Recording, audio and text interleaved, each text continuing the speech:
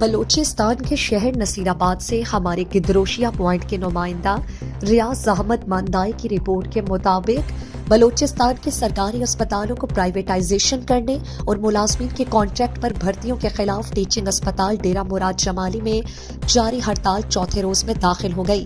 مریض رل گئے۔ ڈاکٹرز، میڈیکل اسٹاف کا احتجاجی مظاہرہ صوبے بھر کی طرح صبح 8 بجے سے 11 بجے تک نصیر آباد کے ٹیچنگ اسپتال، RHC، BHOs میں OPD کا مکمل بائیکاٹ ہے۔ دور دراز علاقوں سے آنے والے مریضوں کو مشکلات کا سامنا کرنا پڑ رہا ہے۔ ہڑتال کے دوران تمام شعبے بند کر دیے گئے۔ گرینڈ الائنس بلوچستان کی کال پر نصیر آباد کے ٹیچنگ اسپتال میں ڈاکٹرز، پیرامیڈیکل اسٹاف نے ڈاکٹر ایسوسی ایشن کے صدر ڈاکٹر نصیر احمد عمرانی کی قیادت میں احتجاجی مظاہرہ کیا اور مطالبات کے حل کے لیے نعرے بازی کرتے ہوئے کہا کہ صبح 8 بجے سے 11 بجے تک OPD کا مکمل بائیکاٹ ہے۔